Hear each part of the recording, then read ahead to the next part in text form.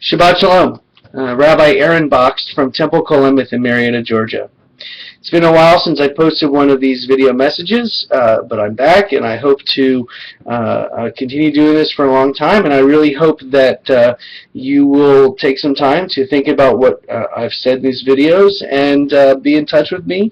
Come sit down with me. Let's discuss what you think about these videos, these Torah portions, or anything that's going on in your life. This week's Torah portion is Parashat Lech Lecha. It's from the book of Genesis. Genesis chapter 12, verse 1 through chapter 17, verse 27. The beginning of this Torah portion, Lech Lecha, is God commanding Abram to go forth from your land, from the land that you love, from your birthplace, from the land of your fathers, to a new land that I will show you. So Abram immediately takes his wife Sarai and his nephew Lot, and they embark for the land of Canaan. A famine occurs and forces them to leave Canaan and go to Egypt.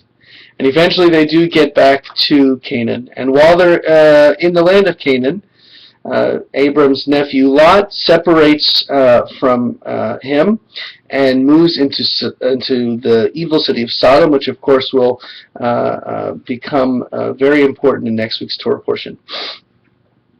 Sarah, who has gone childless after many, many years, decides to instruct Abram to have a child with her maidservant Hagar, in which the son Ishmael is born.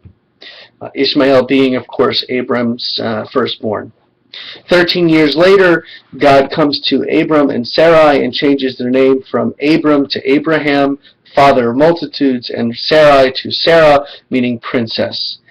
And God also promises that a son will be born from them. Sarah, in her old age, she overhears this and she laughs, and so God commands that they will name the son Isaac, which means will laugh.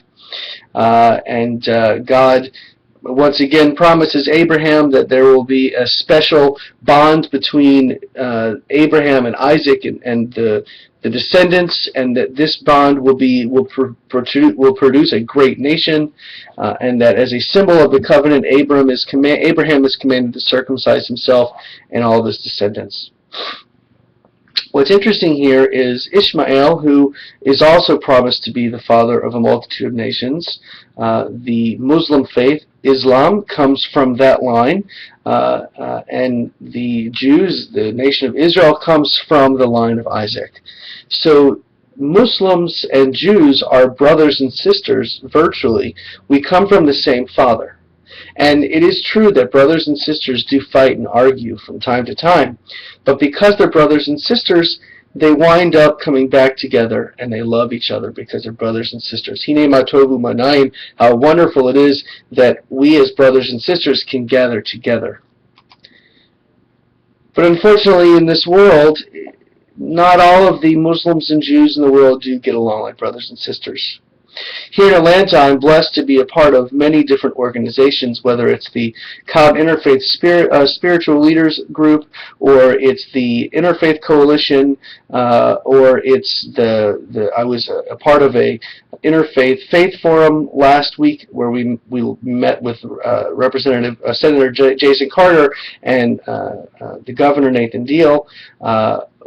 We met together and had plenty of time to be together and show our support for each other. Or it's the ecumenical service that we have at Temple Kolemeth every year before Thanksgiving. Or it's the Interfaith Habitat for Humanity Coalition. There's any number of opportunities for myself and my brothers and sisters in the clergy here in Atlanta to be together and to embrace each other as brothers and sisters, and hopefully live as an example of what we hope will be for all nations in the world, not just Jews and Muslims, but Christians and Buddhists and atheists and Shintoists and all of the different philosophies and religions in the world, that we may come together and be together like brothers and sisters.